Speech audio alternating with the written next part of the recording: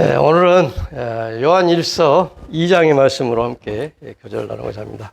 요한 1서 2장 12절에서 14절의 말씀입니다. 12절에 14절 제가 읽겠습니다. 자녀들아, 내가 너희에게 쓰는 것은 너희 죄가 그의 이름으로 말미암아 사함을 받았으며, 아비들아, 내가 너희에게 쓰는 것은 너희가 태초부터 계신 이를 알았으며, 청년들아, 내가 너희에게 쓰는 것은 너희가 악한 자를 이겼음이라. 아이들아, 내가 너희에게 쓴 것은 너희가 아버지를 알았으며, 아비들아, 내가 너희에게 쓴 것은 너희가 태초부터 계신 이를 알았으며, 청년들아, 내가 너희에게 쓴 것은 너희가 강하고 하나님의 말씀이 너희 안에 거하시며 너희가 흉악한 자를 이겼습니다. 청년들에 관련해서 이 시간은 말씀을 드리고자 합니다. 말씀의 내용과 같이 자녀들이 나오고 또 아비들이 나오고 청년들, 아이들이 이렇게 네 부분으로 해서 나눠져서 말씀을 하고 있습니다. 이 내용은 한 가족이 어떠한 믿음으로 자기 위치에서 하나님을 섬기는가를 요약해서 하신 이러한 내용의 말씀이라고 생각을 해보게 되었습니다.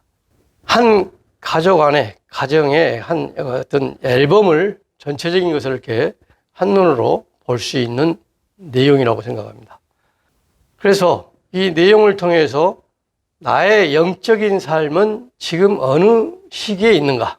나는 지금 어느 시기에 내가 영적인 그 시기에서 주님을 섬기고 있는가?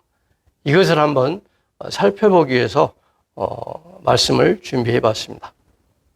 아비, 청년의 때 아직도 나는 어린 아이에 해당하고 있는가? 나의 믿음 생활은 과연 어디에 해당하고 있는가? 나는 아비에 해당하는지, 청년에 해당하는지, 아니면 아이에 해당되는지 서로 생각을 해볼 필요성이 좀 있다고 봅니다. 여기서 먼저 나오는 10절에 나오는 것은 자녀들에 대해서 나오고 있습니다. 자녀들.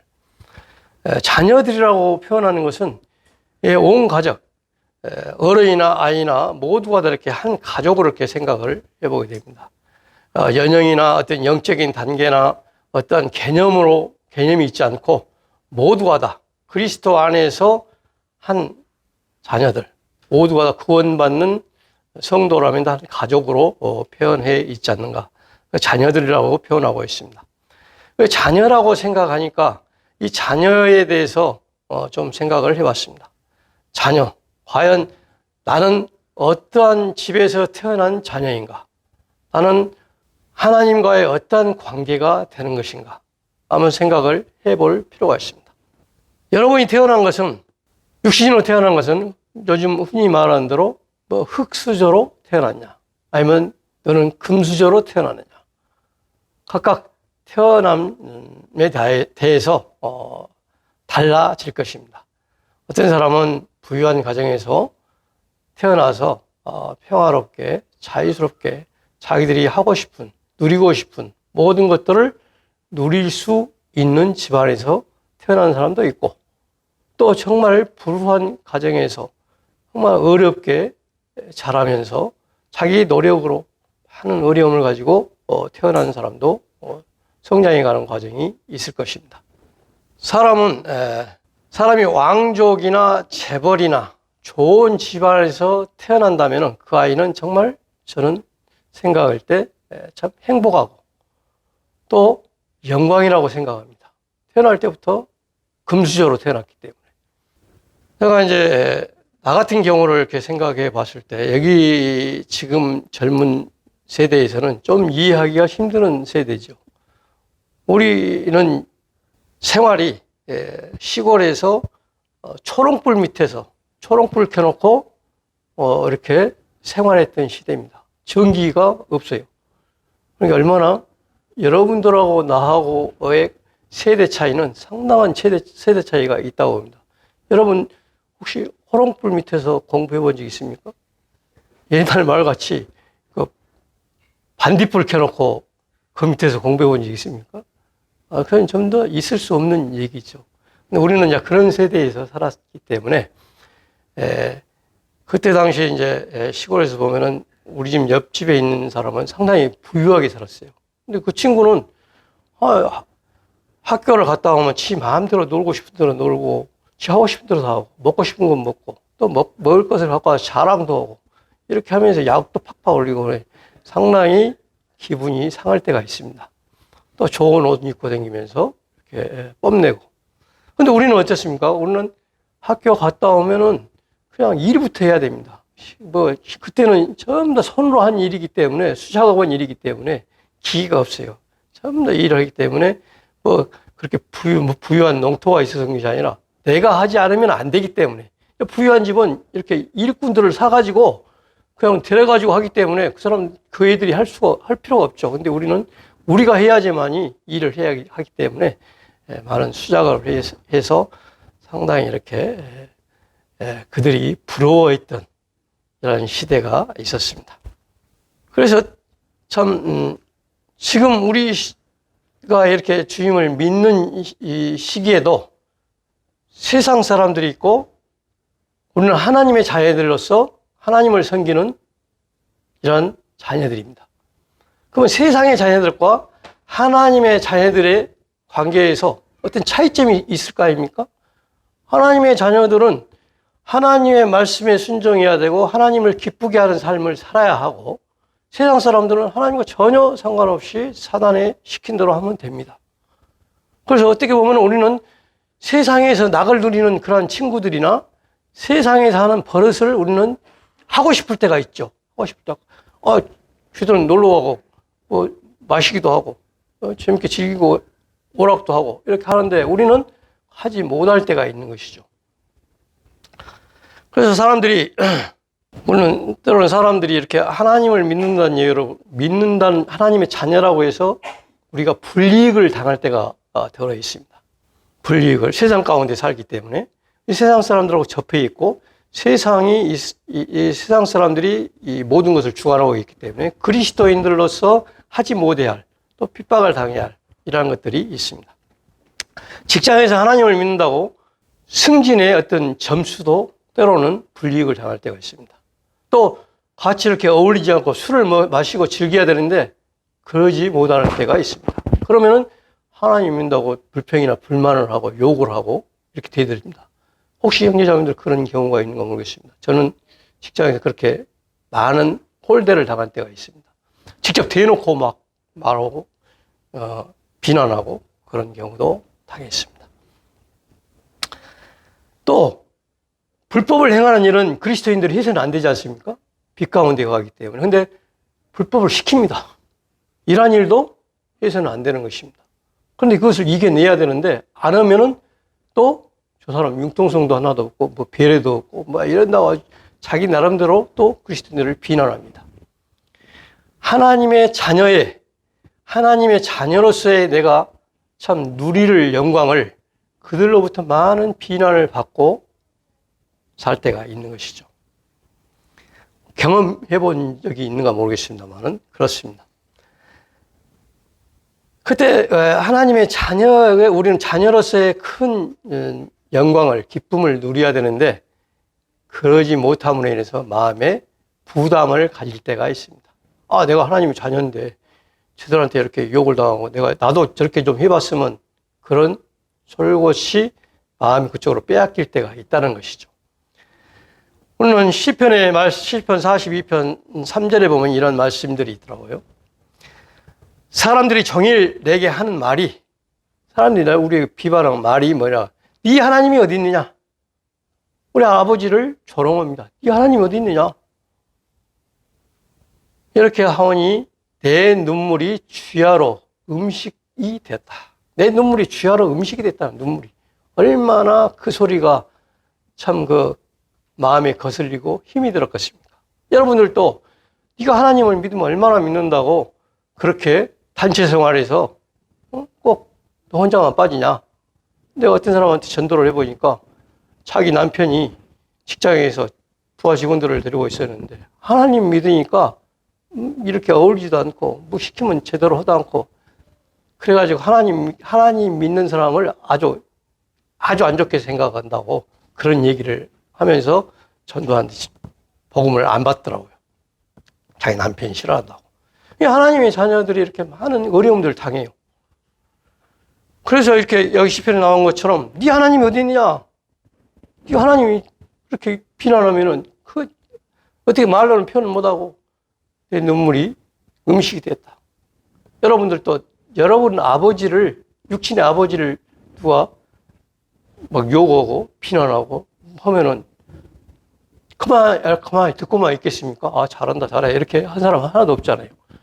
내 아버지를 만약에 한다면 그냥 한 방 때리고 싶고, 붙잡고 어떻게 하고 싶은 마음이 직접 아버지를 그런다면은. 근데 하나님 아버지를 그렇게 비난한다고 하면 여러분은, 그냥 이렇게 듣고 넘어가겠습니까? 그냥 표현은 안 해도 마음속에서는 그 눈물이 정말 주야로 아마 흐를 것입니다. 정말 내 하나님의 아버지고 내가 그의 자녀라고 하면은 마음속에서 눈물이 있을 것입니다. 40편 4절에서 보니까 내 영혼아 네가 어찌하여 낙심하며 어찌하여 네 속에서 불안하느냐. 내 영혼아 어찌 네 그렇게 마음이 낙심하고 어째서 그렇게 네 속에서 불안해하고 있느냐. 너는 하나님께 소망을 두라. 너는 네 하나님이 있지 않느냐. 이 만물의 주인이고 만왕의 왕이신 하나님이 너희 안에 있지 않느냐. 왜 두려워하고 낙심하고 있느냐. 내가 나타날 때 너를 도와서 찬송을 하게 할 것이다. 오늘 소망이 있지 않습니까? 소망. 낙심하지 마십시오. 세상 가운데 우리가 생활하면서 비난받고 어려움을 당하고 이러한 일이 처한다 할지라도 우리 속에는 하나님이 있습니다. 우리 안에는 하나님이 우리는 소망이 있습니다. 우리는 자부심과 긍지를 가지고 살아야 됩니다. 요한복음 우리가 말씀을 잘 아는 것처럼 영접하는 자, 그 이름을 믿는 자들에게는 하나님의 자녀가 되는 권세가 있다. 권세. 여러분들에게는 하나님의 자녀가 되는 권세를 가지고 있습니다. 이 세상의 권세는 권세 잡은 자들의 자녀는 그 권세가 있다 할지라도 우리는 그보다 더 큰 하나님의 자녀의 권세를 가지고 있습니다.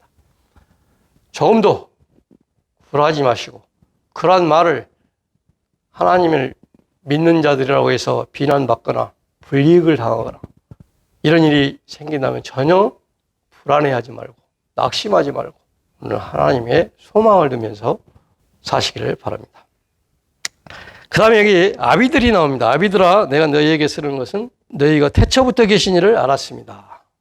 그 다음에 청년들이 나오고 아이들이 나옵니다. 그래서 오늘은 아이들에 대해서 먼저 생각을 해보고자 합니다. 그래서 아비들은 태초부터 계신 이를 알았으며 믿음의 영적인 아비와 같은 위치에 있는 성도들을 말씀한 부분이라고 이렇게 생각을 하게 되고 청년들아, 청년들에게는 뭐라고 했습니까? 너희가 악한 자를 이겼다. 악한 자를 이겼다는 것입니다. 그렇다는 것은 힘이 있다는 것이죠. 믿음의 성장해 가면서 왕성한 능력을 가지고 영적 투쟁을 감당할 수 있는 성도들을 가르치는 말이라고 생각합니다. 그 다음에 마지막 아이들아라는 이런 말씀이 있습니다. 너희가 아비를 알았습니다. 아이들은 누구를 아냐? 아비를 알았다는 것입니다. 이제 구원받은 영적으로 어린아이와 같은 성도들을 지칭하고 있는 부분이라고 생각합니다. 아이들은 아무것도 몰라도 누구만 알아야 됩니까? 자기 부모, 아버지만은 알아야 되는 것입니다. 아버지를 알지 못하면은 그것은 내 가족이라고, 내 자녀라고 얘기할 수가 없는 것이죠. 어린아이들은 어떠한 어려움이 있어도 내 아버지라고는 확실하게 알고 있습니다. 알고 있듯이 이제 구원받은 성도들은 마찬가지로 말씀도 또 교회가 무엇인지를 잘 몰라도 우리를 죄에서 구원해 주신 하나님과 그 아들 예수 그리스도께서 아버지가 된다는 사실에 대해서는 확실하게 알고 있어야 됩니다. 그러니까 즉 말해서 구원받은 것을 확실하게 제가 깨닫고 있어야지만이 하나님 안에서 말씀 안에서 내가 흔들림이 없다는 것입니다. 내가 하나님의 자녀라는 것을 확실하게 깨닫지 못하면은 우리의 영적인 생활이 자꾸 흔들림이 생깁니다. 흔들림. 자꾸 조그만 어떤 충격이 오면은 또 어려움이 당하게 되면은 이렇게 빠져 나가게 되는 것이죠. 그렇지 않다면 우리는 믿는다고 하는 사람도 무슨 일이 생기거나 어려운 일을 당하게 되면 하나님이 없다 하고 떠나버린 사람들이 있게 됩니다. 확실하게 그래서 구원을 받았다면 아버지를 알고 있기 때문에 다시 아버지 앞으로 언젠가는 돌아올 수가 있는 것입니다. 우리가 성장 과정을 이렇게 통해서 보게 되면은 어떠한 생활을 해야 하는가를 오늘은 살펴보고자 합니다. 나는 지금 아직 유아 아이들의 믿음을 갖고 있는가? 아니면 청년의 시기에 나는 지금 영적인 생활을 하고 있는가? 지금 아비들의 영적인 생활을 하고 있는가? 우리는 한 교회 공동체에서 모두가 다 다른 위치에서 다른 어떤 영적인 분량으로 주님을 섬기고 있습니다. 아이들도 필요하고 청년도 필요하고 아비도 필요하고 모두가 다 필요한 것이 한 가정입니다. 그래서 한 교회도 그와 같다고 생각을 하게 됩니다. 유아, 처음에 우리가 태어나면은 유아 아이로 태어나지 않습니까? 사람이 태어난 것이 자기의 생각과 의지로 태어난 사람은 이 세상에 한 사람도 없습니다. 육신이 태어난 것 같이 거듭남에 있어서도 마찬가지입니다. 자기의 노력이나 의지로 거듭나는 것이 아니라 모두가 다 하나님의 은혜와 사랑으로 태어나게 되는 것입니다. 육신으로 태어난 아이가 할 수 있는 것은 아무것도 없습니다. 육신으로 태어난 아이가 하는 것이 뭐 있겠습니까? 오직 잘 먹고 잘 자고 잘 배설하면은 그 아이는 성장하게 돼 있습니다. 그와 마찬가지로 그리스도 안에서 태어난 거듭난 성도들도 마찬가지입니다. 잘 먹고 잘 자고 잘 배설을 해야 하는 것이죠. 수화를 하나님 말씀을 잘 순종하고 지켜야 되는 것입니다. 그렇지 않으면 영적으로도 우리는 항상 어린 아이와 같은 성장에서 멈춰 있을 수 있습니다. 살아있는 자는 그렇지 않으면 그것을 먹지 않고 배설하지 않으면 죽어 있는 것처럼 우리도 마찬가지입니다. 영적으로 죽어 있는 자는 먹을 수 없듯이 영적으로 살아있다면 우리도 말씀을 먹어야 되고 또 기도로서 내가 아픔을 내 필요한 것들을 애기가 울어서 필요한 것들을 찾는 것처럼 우리들도 그렇게 주님 말씀을 찾아야 됩니다. 영적의 태어남도 마찬가지로 우리가 무조건 먹어야 잘 소화를 하는 것처럼 잘 소화를 하고 또 우리가 필요한 것을 찾고 우리가 기도하고 말씀을 배워야 하고 잘 순종하는 이러한 일들이 순조롭게 이루어져야 되는 것입니다. 그런데 어떤 성도들은 이제 막 구원을 받고 나서부터 교회의 어떤 필요한 것들에 대해서 가르치기를 간섭을 하기 시작하고 또 가르치려고 하는 이러한 경우가 생깁니다. 그래서는 안 된 것입니다. 자기 지식이 많고 또 자기가 하나님의 말씀을 좀 안다고 해서 할지라도 오직 겸손한 심령으로 먼저 된 성도들에게 가르침을 받아야 됩니다. 배워야 됩니다. 만약에 그렇게 배우지 않으면은 그냥 지식으로 하나님의 말씀을 가르치게 되고 자기 짧은 지식이 다른 잘못된 길로 가르칠 수가 있기 때문에 그렇습니다. 그 다음에 유아기를 지난다면은 소년기가 있는 것이 소년기. 이제 소년기는 말을 배우고 이제 말을 배워야 하고 또 글을 배워야 되고 또 어떤 부모로부터나 또 어린이집이나 유치원이나 학교에 가서 또 가르침을 받으면서 이제 자연스럽게 성장을 해 가는 것입니다. 예수님께서도 소년기 시절에 성전에서 듣기도 하고 묻기도 하셨다. 누가복음 2장 46절에 보면 사흘 후에 성전에서 만난 즉 그가 선생들 중에 앉으사 그들에게 듣기도 하시고 묻기도 하시니 듣는 자가 다 그 지혜와 대답을 놀랍게 여기더라. 예수님께서도 소년 시절이 있었습니다. 유아 시기가 있고 소년 시기가 있었던 것이죠.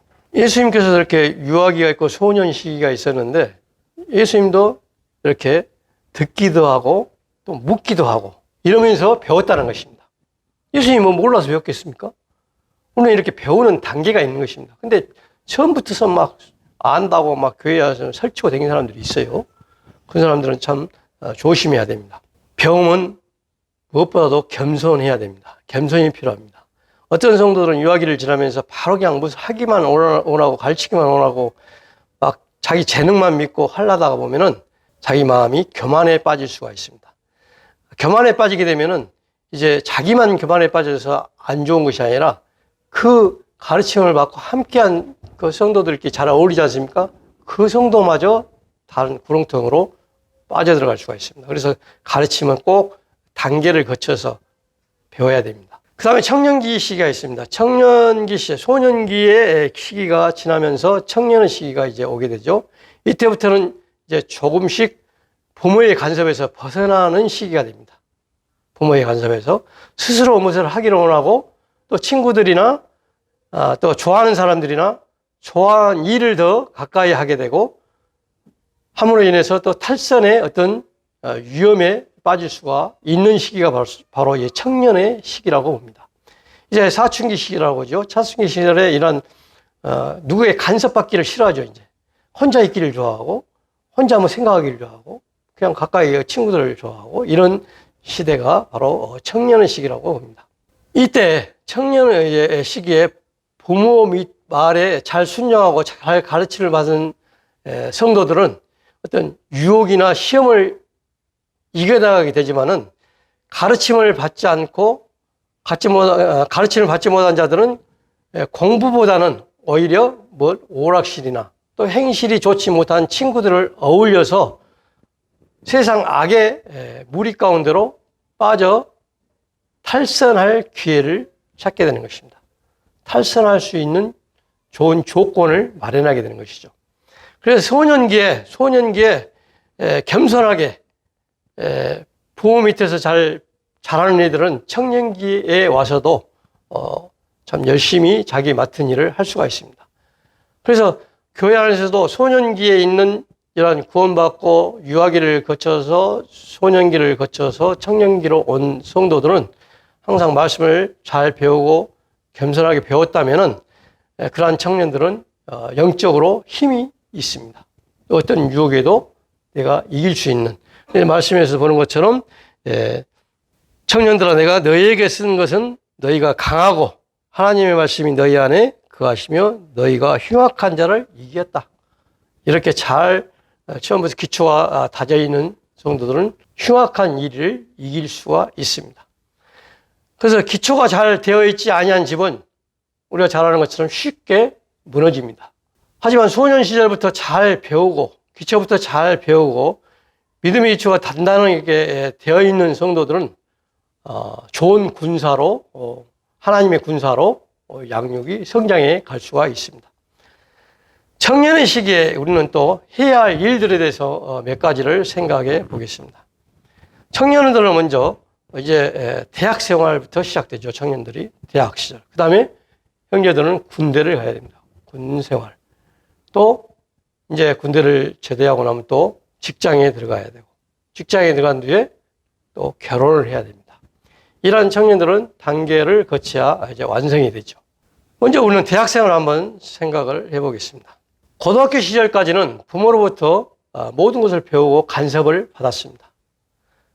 그렇게 받았기 때문에, 그렇게 살아왔기 때문에 대체적으로 안정된 생활을 하고 또 자기 의지보다도 누군가의 가르침을 받고 도움을 받고 자랐다면 이제는 홀로서기를 해야 됩니다. 이제는 그런 간섭에서 벗어나서 대학 생활도 이제 다른 새로운 친구를 만나게 되고 새로운 문화와 어떤 환경 속에서 적응해 나가는 이제 법을 배우게 되는 것이죠.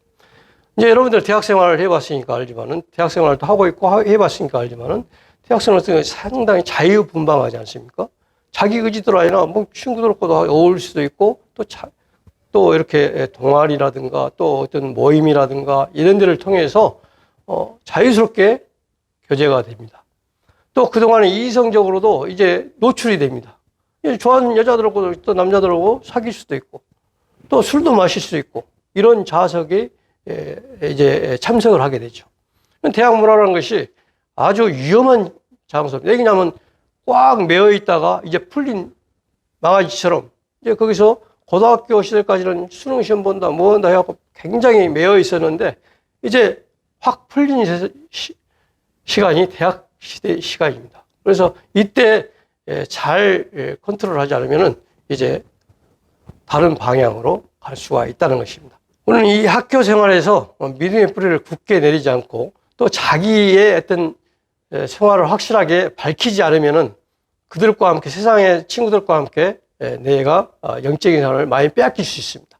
확고한 믿음의 뿌리가 내려져야 하는 것입니다.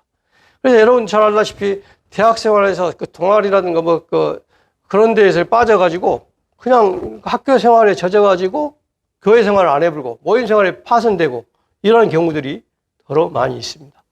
그래서 이러한 것들을 조심해야 된다라고 생각을 해보게 되고, 또 그 다음에 군대 생활. 물론 형제들은 군대를 가야 되기 때문에 군대를 갔다 오신 분도 있고 안 갔다 오신 분도 있지만 군대 생활이야말로 정말 양을 이리 가운데 보낸 것 같습니다.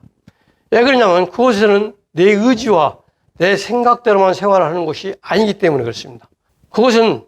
여곳에는 대학 생활은 그래도 교회에 어떤 문제가 있으면 교회에 가서 얘기도 할 수 있고 교회에 가서 또 내 자신을 돌아볼 수 있는 기회가 생길 수 있지만은 그건 교회가 없습니다.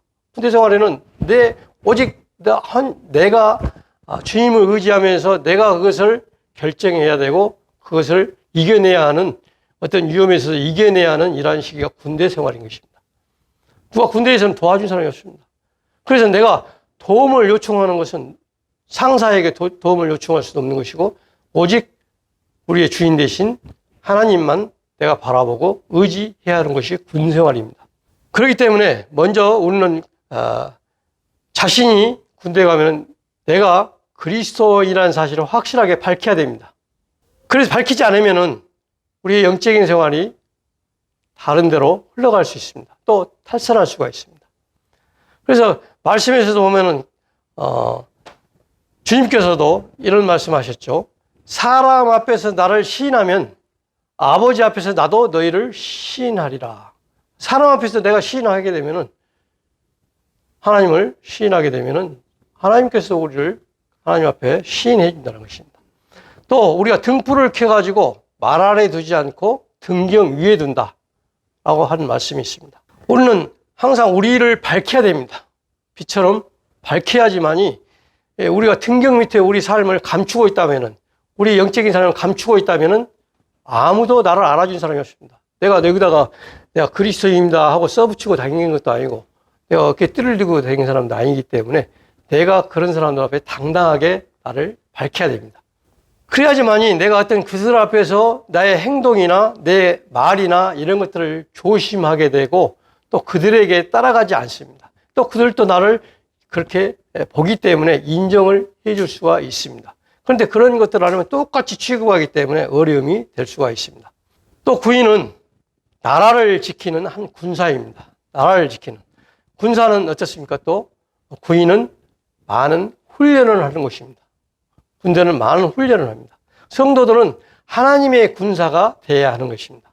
군인들이 나라를 지키듯이 청년들은 이 교회를 지킬 수 있도록 영적으로 잘 훈련이 되어 있어야 됩니다.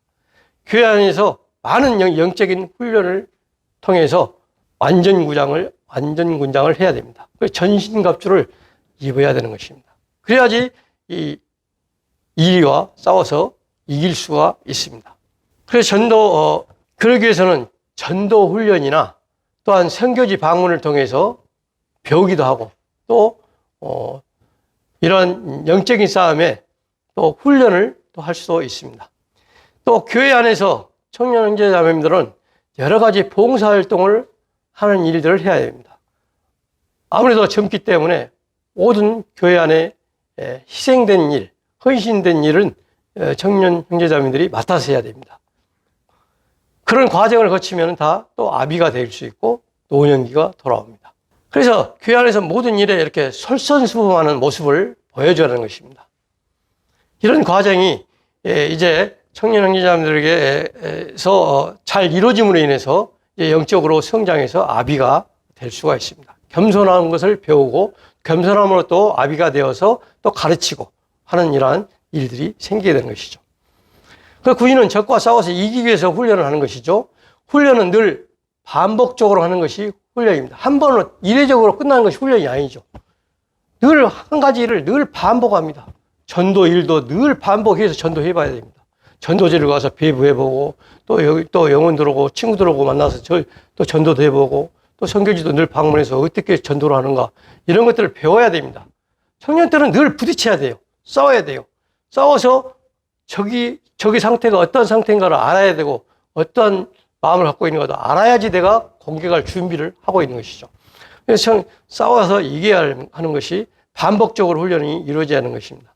그래야지 우리는 실전에서 실패하지 않고 승리할 수가 있는 것입니다.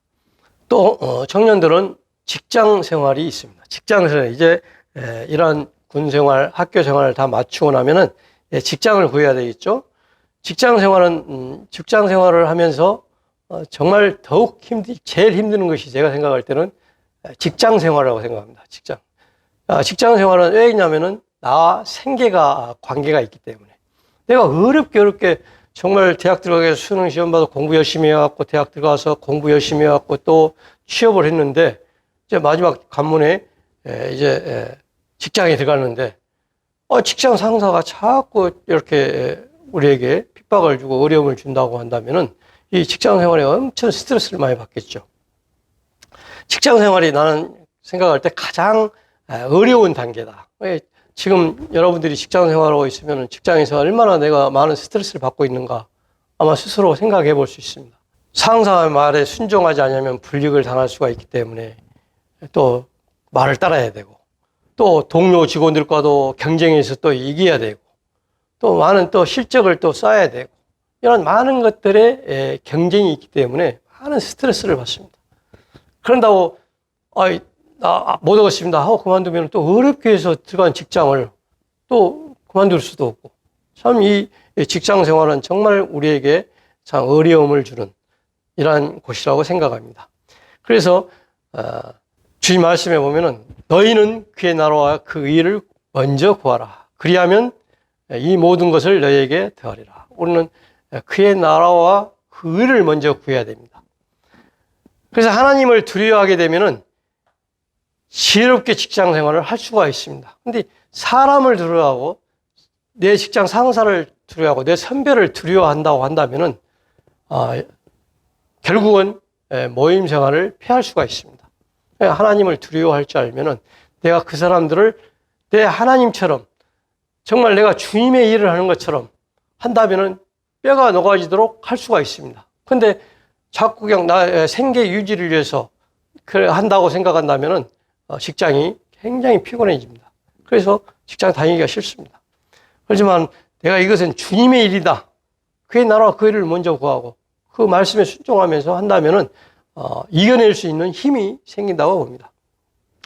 그래서 말씀에서 보는 것처럼 보라 내가 너희를 보냄이 양을 이리 가운데 보낸다. 우리를 양을 이리 가운데 보낸 것 같습니다. 그러면 너희는 뱀같이 지혜롭고 비둘기같이 순결하라. 하나 그리스도인들은 그러한 세상의 어떤 죄악 가운데 마음을 뺏겨서는 안 되는 것이죠. 그래서 빛과 소금이 역할을 해야 하는 것이 바로 직장 생활에서 본인이 돼야 하는 것입니다. 그래서 그리스도인이라고 말만 해놓고는 그 업무나 봉사에 있어서는 전혀 소금의 역할이 되지 않는다면 아무 유익이 없습니다. 소금이 그 역할을 제대로 하려면 아무 유익이 없는 것처럼 그리스도인도 마찬가지입니다. 나는 하나님 믿기 때문에 술도 안 먹습니다. 나는 이것도 안 합니다. 저것도 안 합니다. 해놓고 하는 일에 대해서는 이리 빠지고 저리 빠지고 뺑돌이 같이 빠지면은 오히려 하나님이 욕을 먹게 되는 것이죠. 그래서 이러한 것들에 우리는 먼저 희생 정신이 필요하고 모든 일, 굳은 일에도 내가 대해야 하고 또 업무도 항상 철두철미하게 신속 정확하게 처리를 하는 것이 직장 생활이라고 봅니다. 그다음에 직장이 바로 나의 선교지다 이런 마음의 자세를 가지고 한다면은 내가 모든 사람들에게 좋은 모습으로 좋은 평가를 받을 수 있도록 행동 거지가 달라지게 되는 것이죠. 항상 유려해지고 내가 보니까 직장 생활을 하면서 보니까 일반 교파학교에 다니는 이런 젊은 청들이 많이 옵니다. 그러면 이제 회식이 잦으니까 회식을 하다 보면 술을 안 먹을 수가 없어요. 솔직히 지금의 술 문화는 많이 달라져 있다고 봅니다. 우리 다닐 때는 의무적으로 술자를 돌면 다 마셔야 됩니다. 의무적으로 이렇게 딱 상사가 돌리면 그 술잔이 다 먹더니 안 먹더니 다 돌아가야 됩니다.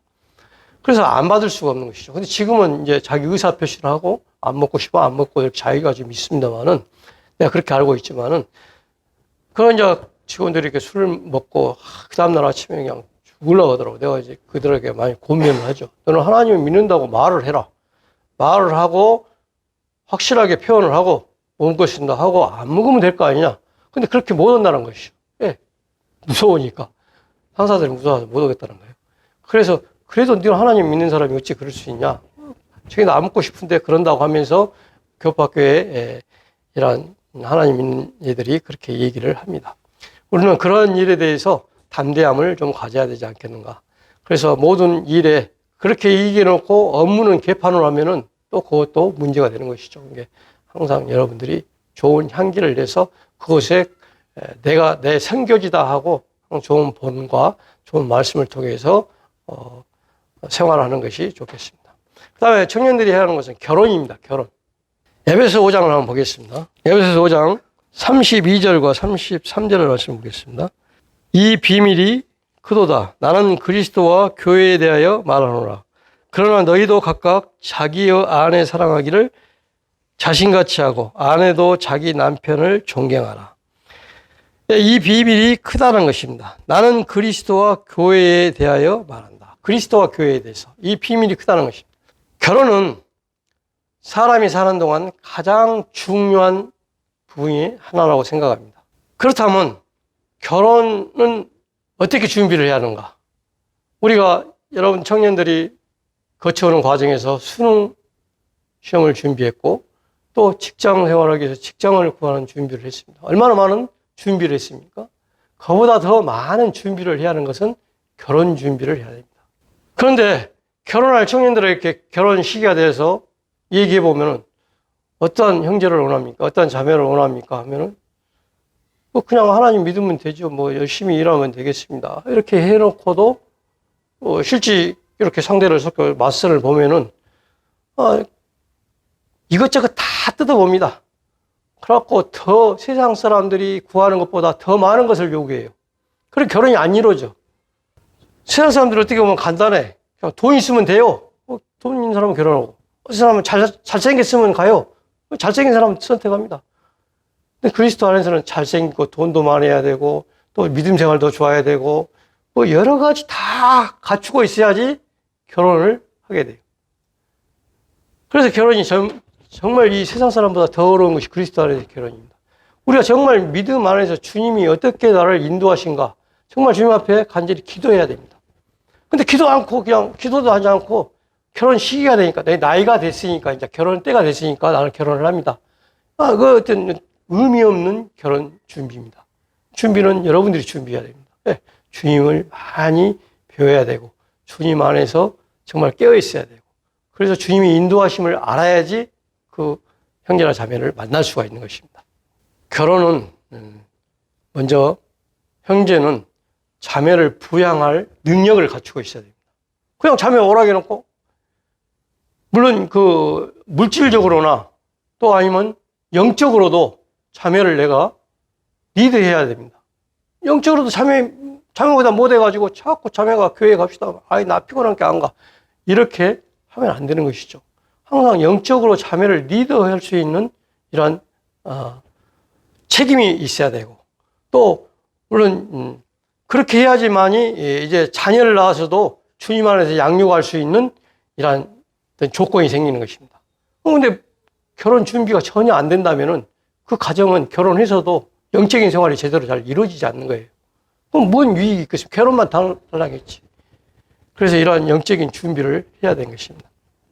즉, 이제 결혼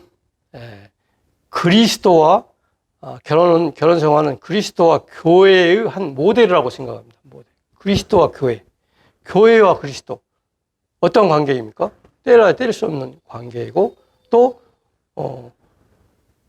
그리스도께서 신랑이시며, 또 교회는 신부이기 때문에, 그런 것입니다. 그래서 결혼은 그리스도와 교회를 드러내기 위한 좋은 어떤 본이 되는 것입니다. 결혼을 통해서. 그렇다면 여러분 결혼식 때 신랑 옆에 누가 있습니까? 자매가 있어야 되지 않습니까? 신랑 옆에 자매가 있어야 되죠. 또 자매 옆에 신부 옆에 신랑은 형제가 있어야 됩니다. 근데 여러분들은 예를 들어서 신랑 옆에 믿지 않는 사람이 서 있어요. 또 신부 옆에 신랑이 믿지 않는 사람이 서 있어. 그러면 그 결혼이 합당합니까? 그리스도와 교회, 교회와 그리스도의 관계를 나타내는 것이 결혼인데, 여러분들의 관계가 결혼이, 그것은 올바른 결혼이 아닙니다. 그것은 사기 결혼이, 사기. 하나님 앞에 나는 사기친 사람이에요. 그 사람.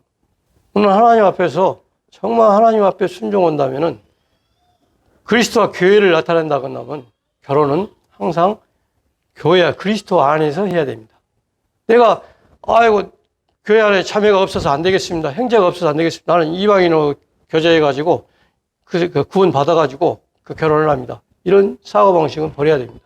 주님 안에서 잘 성장되고 잘 양육되었다면은 우리는 그리스도 안에서 찾게 될 것입니다.